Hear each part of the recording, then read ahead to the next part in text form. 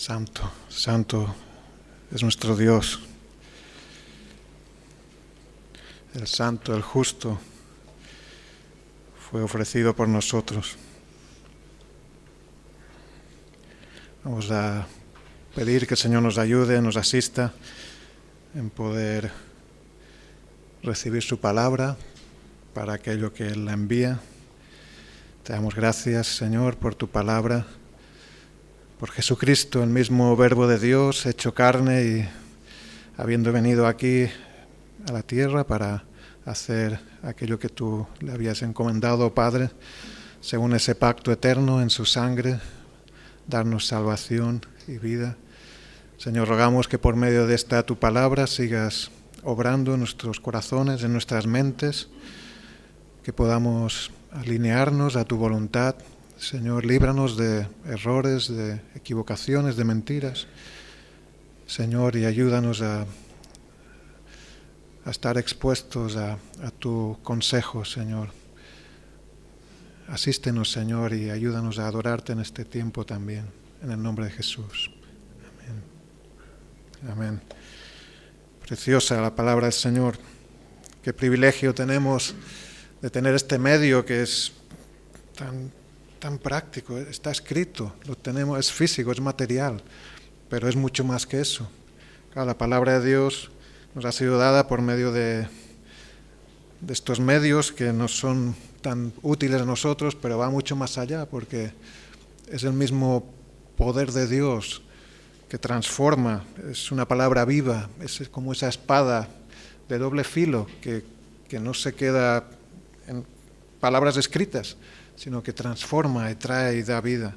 Y estamos en este libro de Génesis haciendo este recorrido sobre el primer libro de la revelación de Dios, al menos ordenado cronológicamente según los acontecimientos. Y si queréis buscar en el capítulo 21, estamos en las últimas etapas quizá de la vida de Abraham, de Sara, este matrimonio ya anciano, pero que habían sido llamados por Dios a una tierra que Dios le prometió a Abraham. Dios no solo le prometió eso, sino que le dio promesas que nos afectan a todos, a todos. En ti serán benditas todas las familias de la tierra, le dijo Dios a Abraham. Y Abraham estaba creciendo en esa fe, en esa confianza en el Dios que le había hablado. Y Dios le había dado promesas en cuanto a descendencia, siendo él anciano ya y su esposa también estéril, sin hijos, pero Dios lo había dicho y así se cumplió. Sara tuvo un hijo a los 90 años, Isaac, ese hijo tan esperado y deseado, llegó, nació y todo fue bien. Gracias a Dios, gloria a Dios.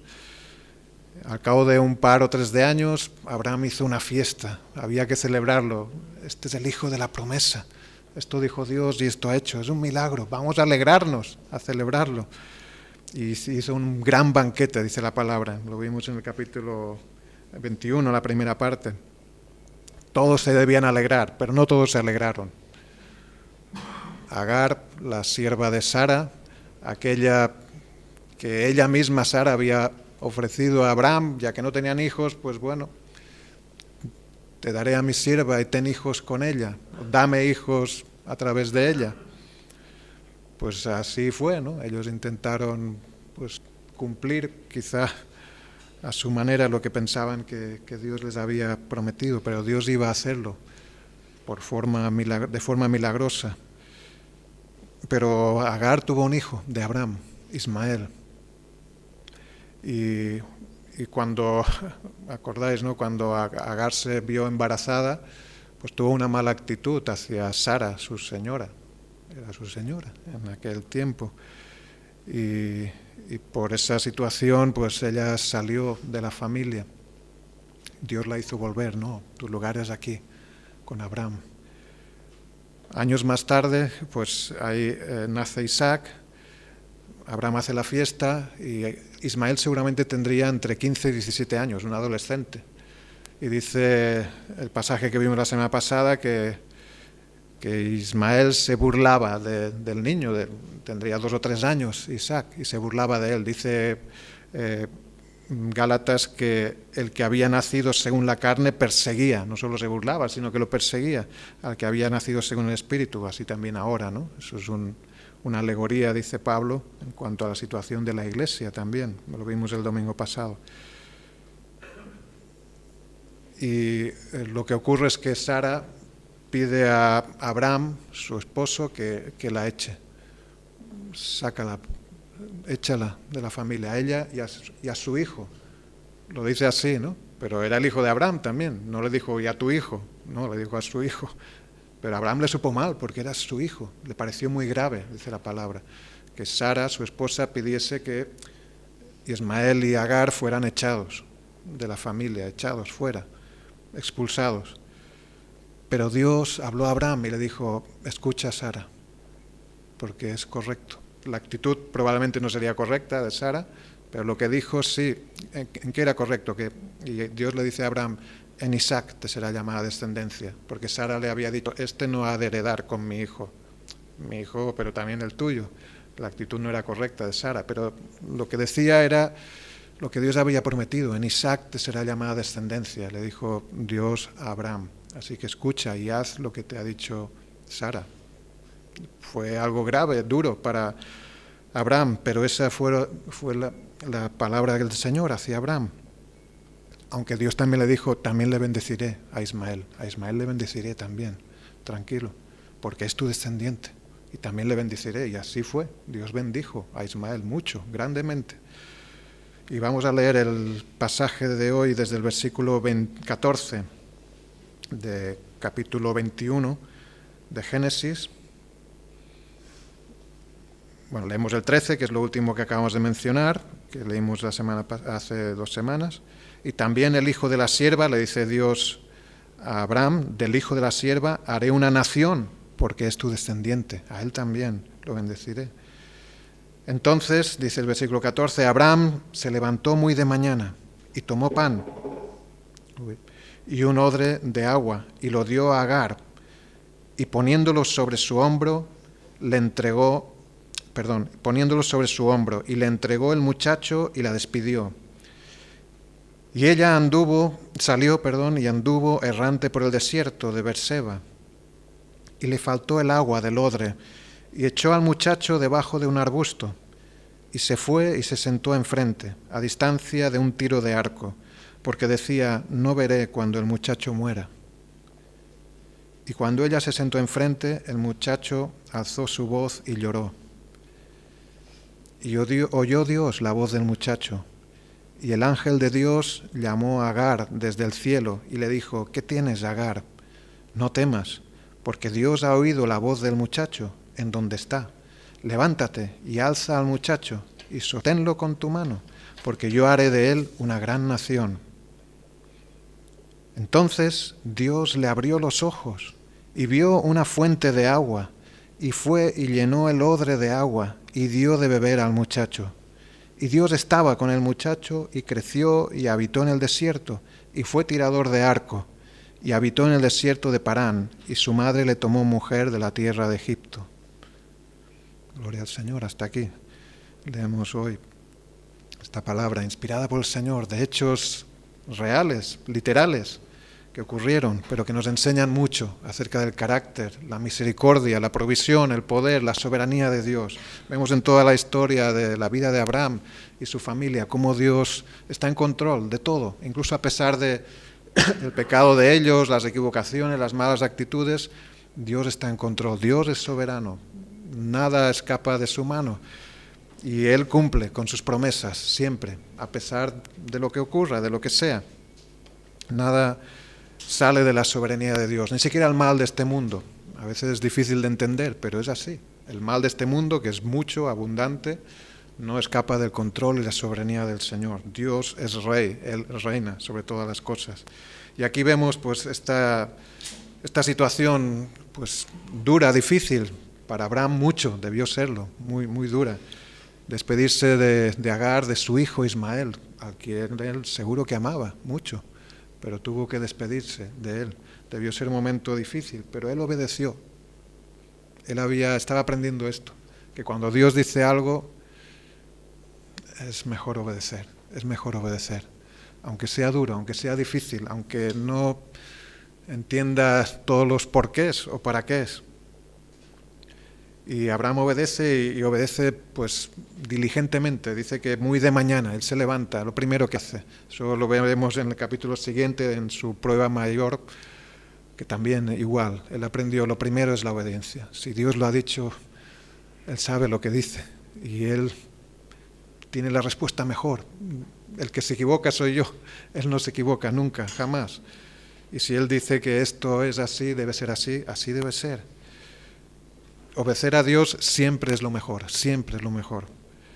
Y Dios no es cruel, es misericordioso. Dios no estaba haciendo esto para hacer sufrir a Abraham, aunque Abraham sufrió seguramente por esto. Pero el objetivo no era que Abraham sufriera, no. El objetivo era un bien mayor para Abraham, para Sara, para Ismael también. Era un bien mayor. Dios siempre nos dará el bien mayor. Dios es el bien mayor, su voluntad es el bien mayor. Dios no juega con nosotros, no juega a los dados, como no sé quién era que decía, Einstein, ¿no? No, Dios es justo, es sabio, mucho más de lo que podemos imaginar, y su voluntad siempre es perfecta. Si a veces no lo vemos, bueno, ese sí quizás sobra, ¿no? A veces no lo vemos, que la voluntad de Dios sea lo mejor, ¿no?, para nuestras vidas, o que lo que Él dice, que obedecerle sea siempre lo mejor, siempre, siempre, siempre. Puede ser que hay momentos en que no nos demos cuenta, no apreciemos que así es, pero eso es seguro porque nos falta información. Él la tiene. Nosotros no tenemos toda la información. Abraham no tenía toda la información de lo que había pasado, lo que iba a pasar, no la tenía, pero Dios sí. Y también es porque no le conocemos suficientemente a Dios. Si a veces dudamos de, Señor, ¿será esta tu voluntad? ¿Será que te obedezca hasta las últimas consecuencias? Sí, porque Dios es justo, es bueno, es bondadoso. Abraham estaba conociendo a su Dios y nosotros debemos crecer en el conocimiento de quién es Dios. Y lo que ocurre aquí, bueno, Abraham obedece y Agar pues sale y dice la palabra que ella va errante por el desierto, ¿no? Bueno, no dice errante, dice...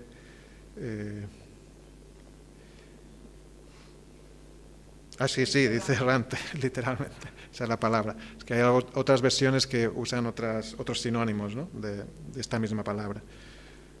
Ella, errante, es como de aquí para allá, ¿no?, como perdida, como si no supiera a dónde ir, de un lado a otro, descarriada, sería otro sinónimo. Los rabinos dicen que probablemente eso no se refiere solo a la situación física, de que ella se había perdido en el desierto. Podría ser, pero no es tan claro, porque seguramente ella conocía la región y cuando se fue seguramente tenía la idea de ir hacia Egipto, probablemente ella era egipcia, y de hecho al final del pasaje dice que ella le escogió mujer a su hijo de Egipto, de las hijas de la tierra de Egipto. Probablemente ella conocía esa región y quizá no era solo... aunque probablemente también se podía haber perdido. La palabra no especifica bien, pero dicen los estudiosos que quizás andar errante tenía que ver con su situación espiritual. Ella había tenido el privilegio de ser adoptada, en un sentido, o incluida en una familia que Dios estaba bendiciendo, que Dios había escogido a esa familia, que Dios estaba tratando y cuidando. Incluso la primera vez que ella se fue, Dios le dijo, vuelve y ponte bajo tu señora, allí es tu lugar. Y aquí ella se había vuelto a salir de esa familia.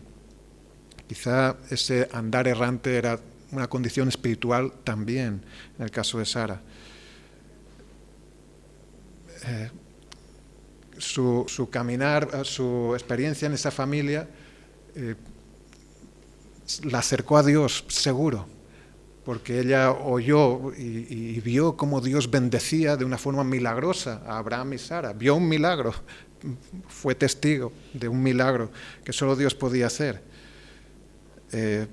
Pero no tuvo una buena actitud hacia eso. Ella tuvo envidia, probablemente. Por eso su hijo se burlaba del pequeño Isaac, porque su hijo sería un sentimiento compartido, seguramente con la madre. Y ella pues sale y en la primera ocasión llega a escapar y marchar, y cuando, no sé si os acordaréis, pero es curioso, que cuando Dios la encuentra, la primera vez que ella se fue, porque Sara pues había una relación que llegó a ser insoportable y ella se escapó, Dios la encontró al lado de una fuente, Génesis 16:7, justamente, ¿no? Aquí vemos que ella no vio una fuente, estaba seguramente cerca, porque Dios le abrió los ojos para verla, pero cuando Dios la encontró la primera vez, ella estaba al lado de una fuente y la hizo volver. Y años más tarde vuelve a estar en una situación muy parecida, donde el resentimiento y la mala actitud de ella y su hijo provocaron esa situación, ¿no? Que fuera echada. Pero la peor condición sería su alejamiento de Dios. No dio gracias, no celebró el nacimiento de Isaac. Ella se enojó o se enfadó. No reconoció que ella y su hijo también podían ser bendecidos por aquel milagro que Dios había hecho. No sé si os suena, yo ayer estaba pensando en esto, que Ismael me recuerda un poco al hermano mayor del hijo pródigo, ¿no? No se alegró, en la parábola que Jesús cuenta, ¿no? El hermano mayor, cuando vuelve el hijo pródigo, no sabemos si era el menor, no se alegra, no hace fiesta con el padre. Aquí Ismael no celebra la fiesta en cuanto a Isaac, el hijo de la promesa. No celebra, se enfada. No, pues yo tenía la herencia, ahora se la llevará este. No se alegra de lo que él tiene, de lo que Ismael tiene, de ser bendecido en una familia que Dios ha escogido. Agar tampoco. Que fácilmente nos identificamos con esas actitudes, ¿no? Quizá aquí no tanto, ¿no?, con la de Ismael, pero sí quizá con la del hermano mayor, del hijo pródigo, ¿no? Qué actitud tan humana, ¿no? De, hombre, este que ha disipado toda tu herencia y ahora le recibes. Pero Jesús estaba contando esas parábolas, no solo esas, sino la de la oveja perdida, la moneda perdida, el hijo perdido, en respuesta a una actitud hipócrita de los fariseos, de los religiosos, que no se alegraban porque los pecadores venían a Cristo, porque los pecadores eran salvados. Y Jesús contó esa parábola y les reprochaba su actitud egoísta, su actitud hipócrita de no alegrarse cuando Dios hace un milagro. Y cuando Dios hace un milagro es bueno para todos, no solo para el que recibe en primera persona el milagro, sino para todos, para su gloria. Siempre debemos alegrarnos por lo que Dios está haciendo. ¿Dios te está bendiciendo? Sí, me alegro. Gloria a Dios, porque sé que es verdad. Y Dios bendice a cada uno de nuestros hermanos en el mundo, aún los que están pasando pruebas difíciles, aún la iglesia perseguida gravemente o duramente en muchos lugares en este momento. Dios está bendiciendo, nos debemos alegrar, orar por ellos para que Dios alivie, para que Dios traiga consuelo, pero también alegrarnos porque Dios bendice y guarda a los suyos, ni uno se perderá. Son ovejas de su mano, ni uno se perderá. Así que siempre es un error alejarse de Dios o no alegrarse por lo que Él está haciendo. Y en su vagar errante, pues Dios permite que Agar e Ismael lleguen a una situación crítica, una gran prueba, al borde de la muerte. Estaban por morirse. Ismael seguro y Agar probablemente también. El agua se acabó. Pues Abraham les dio agua y comida. Parece que el agua se acabó primero.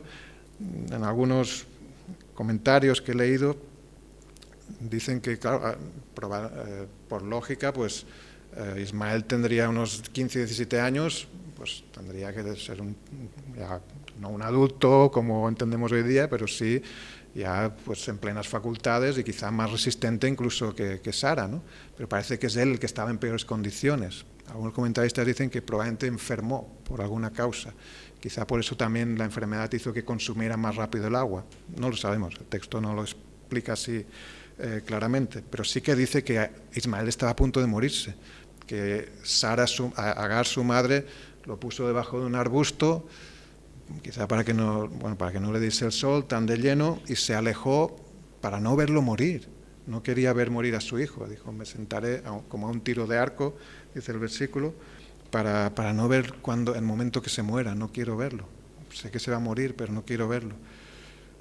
Y hubo un clamor, un llanto, de los dos probablemente. El texto aquí en Reina Valera dice que lo traducen de forma que da a entender, no da a entender, lo dice claramente el versículo 16 al final: el muchacho alzó su voz y lloró.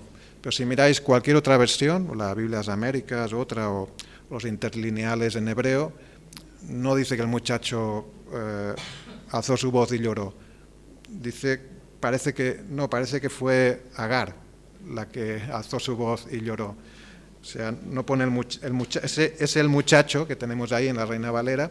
En la mayoría de versiones no está, ¿no? Dice, cuando ella se sentó enfrente, alzó su voz y lloró. Eso es lo que dice, ¿no? Y parece que sea ella la que alza su voz y llora. ¿Por qué los traductores Reina Valera de las 60, las antiguas, la del 1909 y anteriores, no tienen el muchacho? Bueno, son detalles, ¿no? No es que cambien los principios de la palabra, pero sí nos ayudan a ver detalles que quizá nos ayuden a entender un poco mejor. ¿Por qué lo tradujeron así? Por el siguiente versículo. El siguiente versículo dice, y oyó Dios la voz del muchacho. Por eso entienden que si oyó la voz del muchacho ya era él. Pero claro, no tenía por qué ser solo él, podía ser también la madre, muy comprensiblemente, que también alzara su voz y clamara. Hubo un clamor, y Dios oyó ese clamor. Ese clamor fue dirigido a Dios. Pues Dios lo oyó y respondió. Dios oye todo. Él es omnisciente, Él es omnipotente.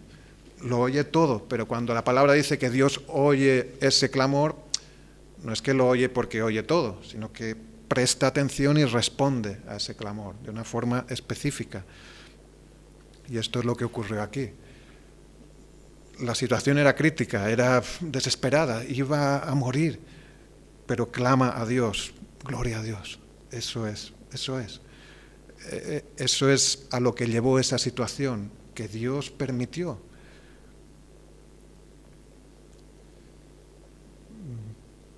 A menudo las pruebas nos llevan a eso mismo, a clamar a Dios en agonía. Si eres inconverso, Dios puede permitir tal prueba en tu vida que tengas que clamar a Dios. Y en muchos casos ha sido así, no siempre, pero sí Dios usa esas circunstancias duras a veces en la vida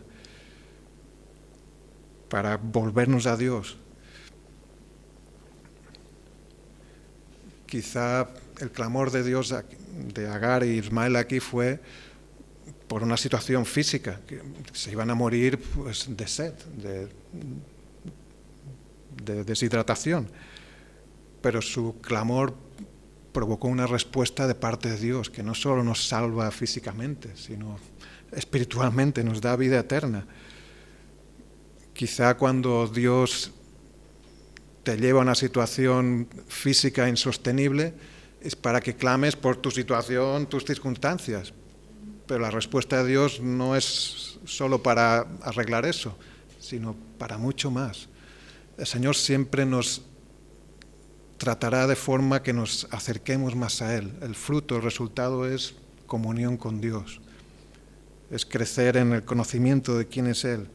Si eres creyente, Dios también te puede llevar a situaciones donde tengas que clamarle a Él. Pruebas que te hagan reconocerle a Él como tu proveedor.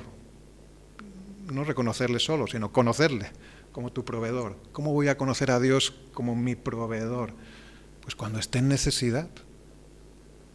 Cuando necesite y clame a Él y vea la respuesta. Como mi sanador. Como mi protector, como mi paz, como mi gozo. ¿Cómo voy a conocer a Dios como mi paz? Si yo estoy tranquilo, a mí no me hace falta nada. Yo estoy tranquilo. Hablas con alguien en el mundo, ¿no? Yo estoy tranquilo, ¿no? Yo ya vivo bien. Bueno, pues que Dios te haga vivir mal o te dé cuenta, te haga consciente de que ese bien es etéreo, que se puede disolver y romper en cualquier momento. O como creyentes, ¿no? Que, no, yo oro una vez a la semana porque eso me basta. ¿Cómo puede ser eso? Que Dios me ayude a ver mi necesidad de orar a Él cada mañana, de presentarme delante de Él, como oíamos de la predicación de Israel Sanz, ¿no? Ordenar todas mis peticiones y presentarlas delante de Dios.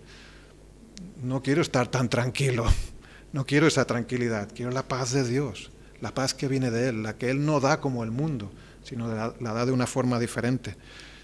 Y la forma que Dios usa para eso es pruebas, dificultades que nos hacen clamar a Él.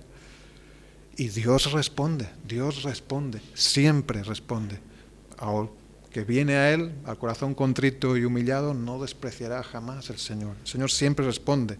Y en su respuesta, vemos aquí en la respuesta que Él da a Agar, a Ismael también, como beneficiario de esa respuesta, vemos un patrón que hemos visto a lo largo de Génesis y de toda la palabra, que se repite. Dios primero habla y luego hace. Lo vemos tantas veces, ¿no? Primero Dios les da su palabra y luego Dios cumple su palabra. En la forma, en la manera que Dios ve adecuada, en la perfecta. Primero la palabra de Dios, después su obra. Dios habla a Agar, versículo 17. Le dice, y oyó Dios la voz del muchacho, y el ángel de Dios, aquí hay mucho contenido y profundidad, pero no vamos a pararnos en cada detalle, pero el ángel de Dios llamó a Agar desde el cielo y le dijo, ¿qué tienes, Agar? La respuesta es personal, es directa, es a ella, por nombre. No temas, porque Dios ha oído la voz del muchacho en donde está. Levántate, alza al muchacho y sosténlo con tu mano, porque yo haré de él una gran nación.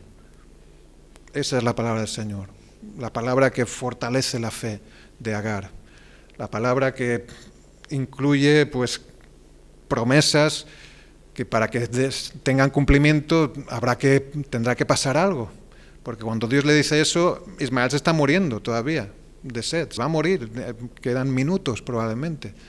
Cuando Dios dice eso, es suficiente pues para que Agar se ponga en marcha, sí, para que Agar empiece a confiar en Dios, sí, pero el milagro continúa, viene todavía.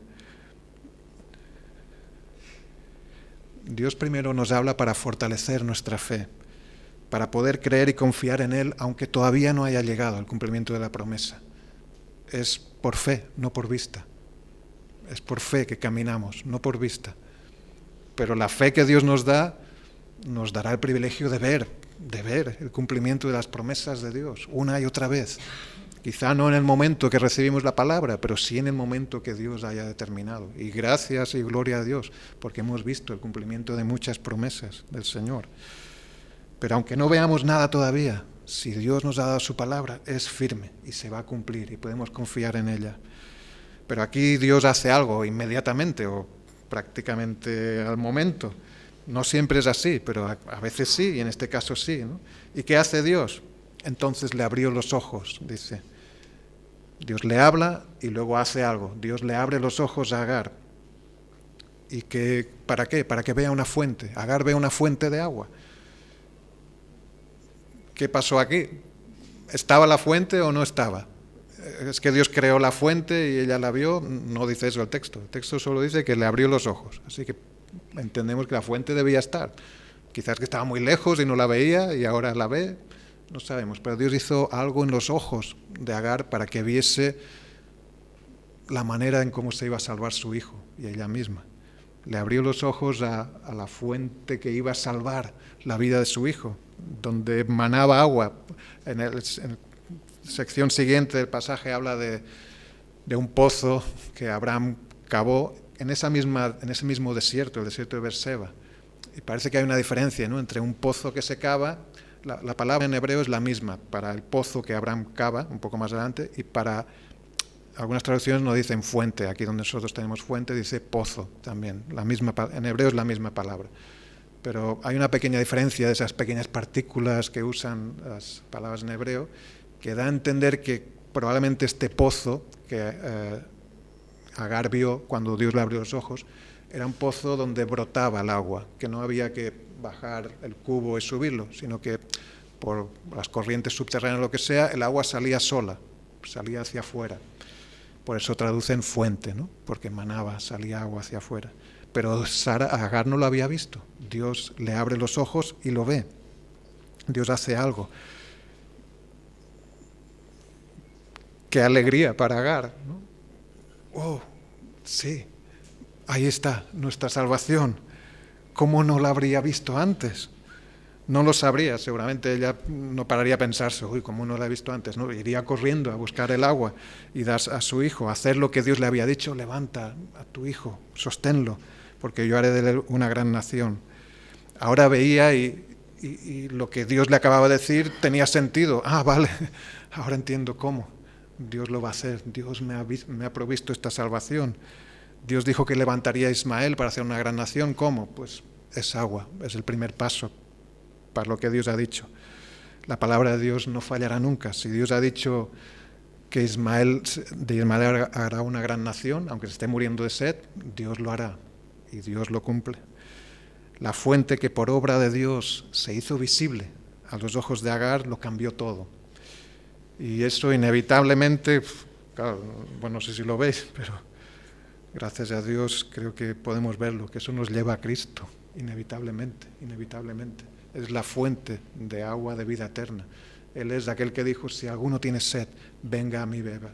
Y Él es aquel que muchos no lo veían. En el mundo vino, en el mundo estaba, mas el mundo no lo conoció. El mismo Hijo de Dios, el mismo Mesías anunciado durante siglos, milenios, se encarnó y vino a esta tierra, fue visible, física, literalmente. El mundo no lo conoció, porque estábamos cegados en nuestros delitos y pecados, no podíamos ver la gloria del Hijo de Dios. Ese es Cristo, la fuente de agua de vida eterna, que está velado a los ojos del hombre y la mujer pecadores. No podemos verlo, a menos que Dios nos abra los ojos. Cosas tan evidentes, ¿no?, como la sabiduría, el poder, la grandeza de Dios. Dice la palabra y la realidad lo demuestra así, que los cielos cuentan la gloria de Dios. La creación misma es una evidencia abrumadora de la existencia, no solo de la existencia de Dios, sino de su poder, de su majestad, de su bondad, de su sabiduría, de su belleza. Pregúntale a un astrónomo, a un biólogo, a un científico que entienda bien de cualquier materia. Pregúntale, ¿no es maravilloso esto? Te tendrá que decir que sí, es impresionante. Pregúntale a un, ¿cómo se dicen los doctores de la piel? Dermatólogo. Que te diga si la piel no es algo maravilloso. Te dirá, es impresionante. Es un órgano que tenemos, que nos cubre el cuerpo, que nos protege de maneras que no podemos ni imaginar. Que se regenera a sí mismo, que bueno, es una maravilla. ¿Y cómo es posible esto? No, por la evolución. ¿Cuánta fe hace falta para creer eso? Pero claro, si no hay otra explicación, si no veo a Dios, tengo que buscar una explicación, tiene que haber alguna. Pues Dios no, porque no lo veo, tiene que ser otra. Pero cuando Dios te abre los ojos, dices, pues claro, si estaba ahí, siempre ha estado ahí, siempre ha sido así. Esa es la explicación más razonable. ¿Qué cosa más sencilla que el Evangelio? Que Cristo murió por nuestros pecados y fue sepultado y resucitó al tercer día conforme a las Escrituras. Que si nos arrepentimos de nuestros pecados y confiamos que Él murió en nuestro lugar, seremos salvos y tendremos vida eterna. Que es sencillo, pero no se ve, está velado a los ojos del pecador. No lo ve, es imposible. Es como explicarle a un ciego la diferencia entre el azul y el rojo. No sé de qué, bueno, sí, sé que me hablas porque todos vosotros habláis de estas cosas, pero no lo entiendo, no lo veo, estoy ciego. Pues así es. Agar tenía la fuente delante, pero no la veía. ¿Por qué? No sabemos. En ese caso era algo físico. Por lógica, si su ojo funcionaba, debería haberlo visto, pero Dios hizo algo ahí, para que no lo viese hasta que Él le abriese los ojos. Y eso nos habla mucho acerca de nuestra necesidad de visión espiritual, de entender las cosas de Dios. Por naturaleza nuestros ojos están cegados y nuestro corazón endurecido a causa del pecado. No podemos ni queremos. No podemos porque estamos cegados, ni queremos porque nuestro corazón está endurecido. No podemos entender algo tan sencillo como el Evangelio, pero cuando Dios abre nuestros ojos, podemos y queremos y deseamos. Él cambia el corazón endurecido, abre el ojo ciego y nos ayuda a ver, a entender cosas tan sencillas como si alguno tiene sed, venga a mí y beba. Entendemos, sí, ahora, sí, Jesucristo, tú eres la fuente de agua, de vida eterna.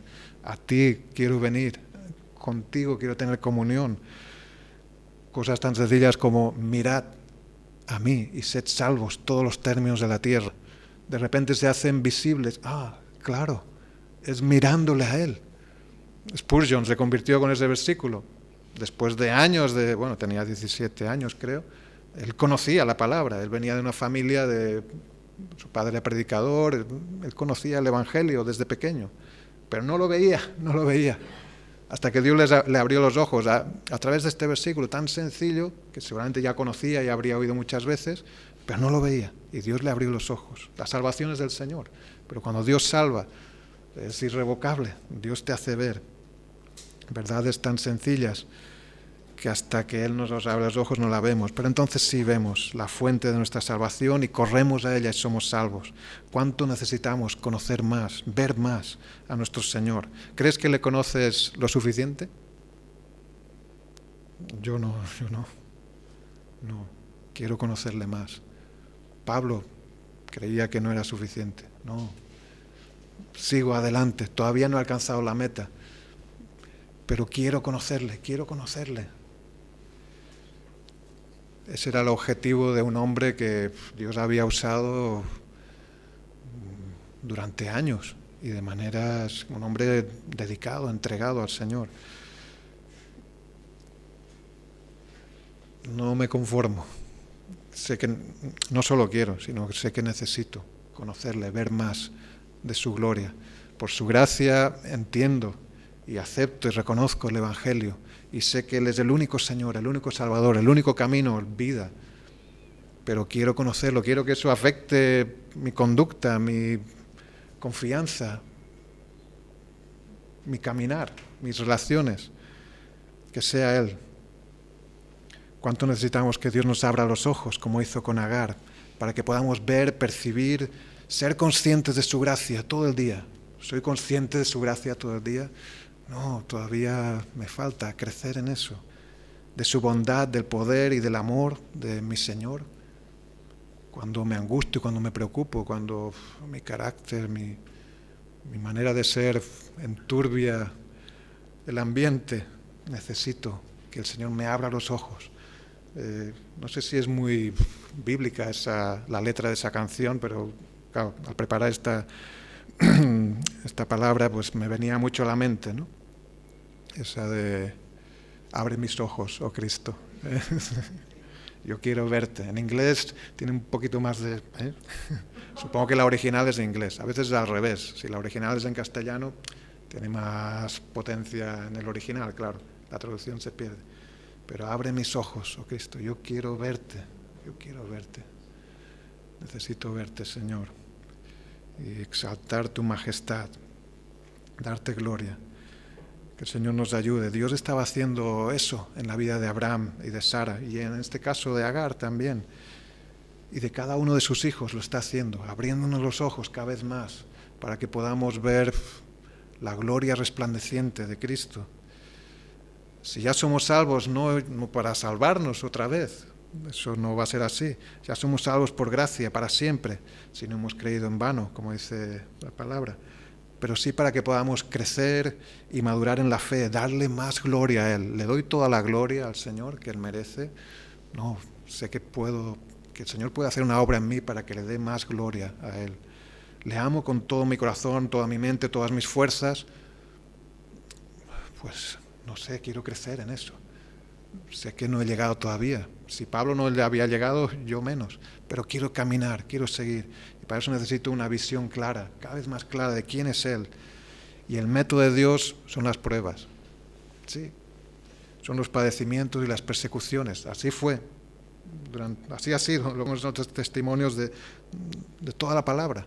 Y así fue en la iglesia del primer siglo. Persecuciones muy severas, pero que dieron una solidez a la fe de aquellos que habían sido llamados, una gracia derramada sobre ellos que reflejaba el amor de Dios, que la iglesia crecía. Y así hace Dios. En los lugares de persecución la iglesia disminuye. No, al revés.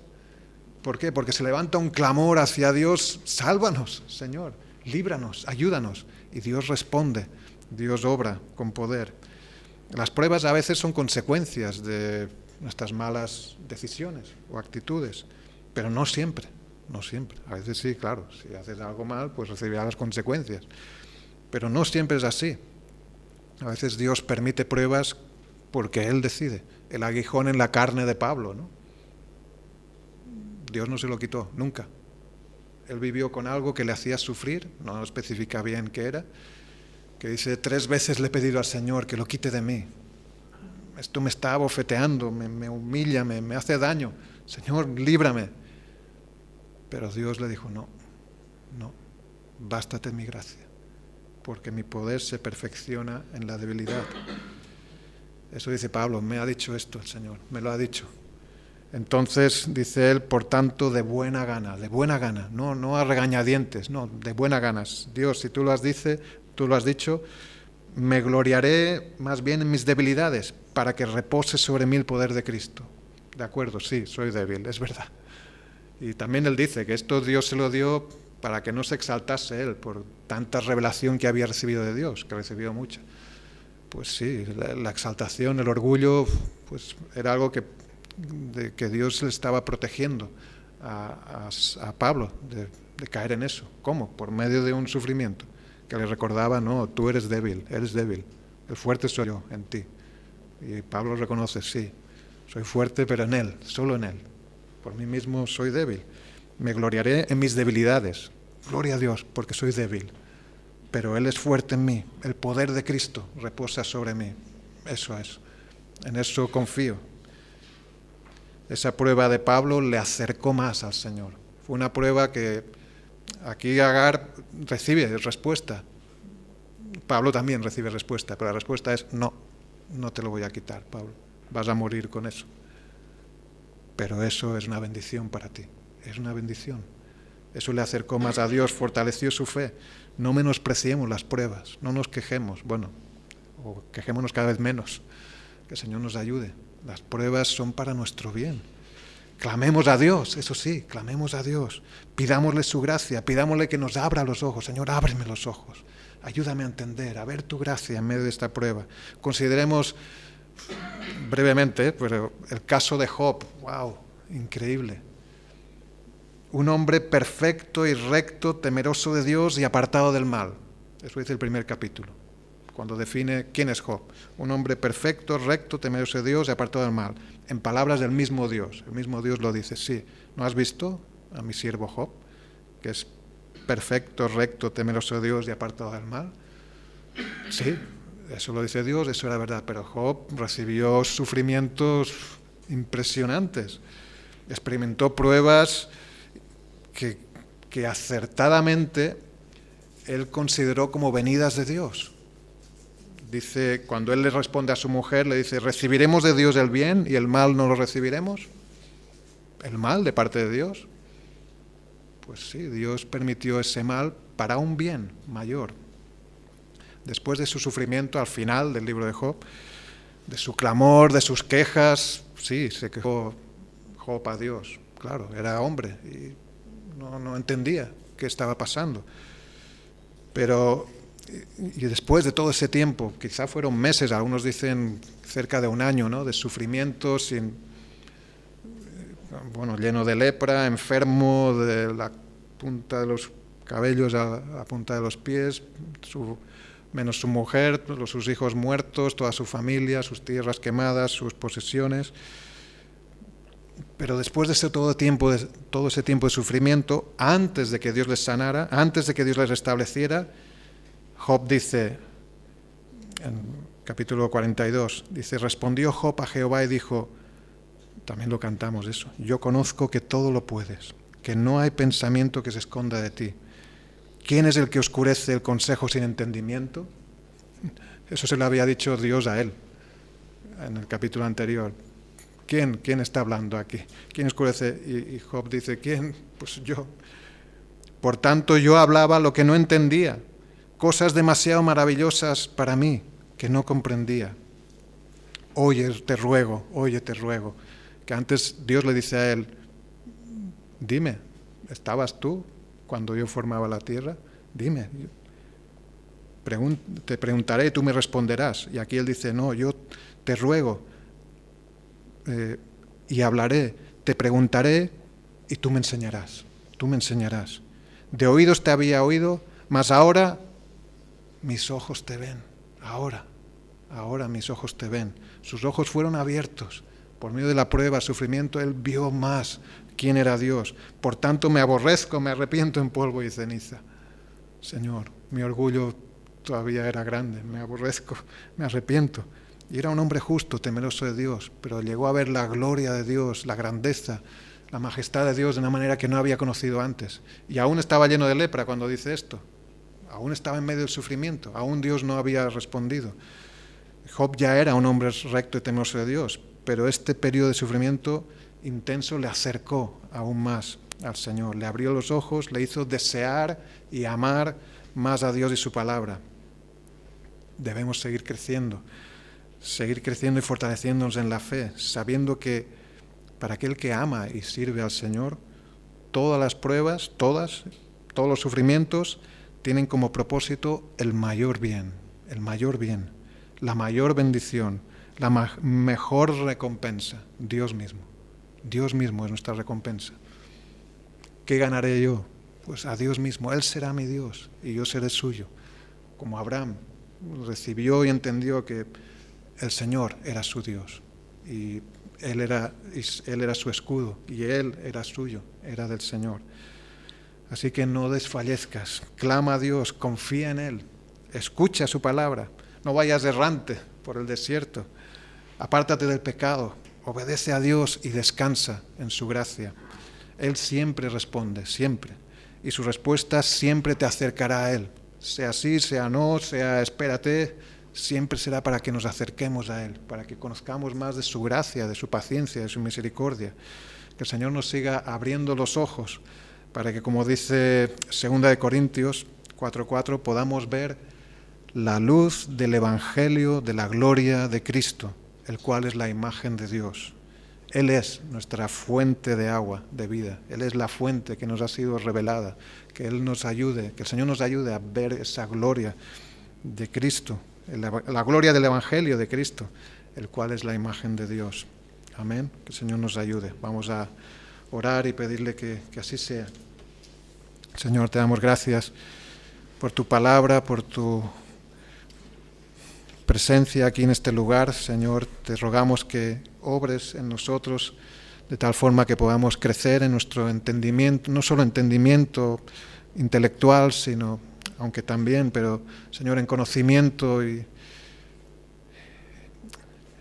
Señor, en conciencia de quién eres tú, de cuán grande es tu misericordia y sublime tu gracia. Señor, ábrenos los ojos en la situación que estamos viviendo, en las pruebas que estamos pasando, que podamos reconocer tu soberanía, Señor, que podamos descansar en ti, que podamos ser obedientes, Señor. Ayúdanos a ser obedientes, a desechar todo aquello que no te dé la gloria, a buscar agradarte a ti, Señor, a buscar el mayor bien, a no conformarnos con lo que conocemos, sino a avanzar, a seguir adelante, a proseguir al blanco, Señor, que eres tú. Señor, tú eres nuestra perla de gran precio, el gran tesoro. No hay nada comparable a ti, a tener comunión contigo, Señor, a poder ser instrumentos en tus manos, a poder permanecer en tu amor y poder ser usados también amando a otros y haciendo tu voluntad. Señor, ayúdanos a confiar en ti, pase lo que pase, Señor, ocurra lo que ocurra, Señor, que nuestra confianza esté puesta en el Dios de los cielos, en aquel que tú, oh Jesucristo, nos enseñaste a llamar Padre nuestro, que está en los cielos, Señor, qué gran poder, qué soberanía, pero qué cercanía poder llamarte Padre. Señor, ayúdanos a reconocerte como este Padre bueno que nos guarda y que nos ayuda y que hace que todas las cosas sean para bien. Señor, en esta semana guíanos, ayúdanos, haznos conscientes cuando estemos en momentos críticos o de decisiones o de presión. Señor, que podamos levantar nuestra mirada a ti y rogarte que nos abras los ojos, que nos hagas sensibles a tu Santo Espíritu y que tu obra continúe, Señor, que tú edifiques a tu iglesia y añadas los que hayan de ser salvos, Señor. Úsanos para esa gran obra y, Señor, ayúdanos a estar preparados para cada cosa que tú tengas provista, Señor, y determinada. Señor, te esperamos, Señor, confiamos en ti y sabemos que tú obrarás en perfecta justicia y por medio de tu gran amor. Gracias, Señor, en el nombre de Jesús. Amén.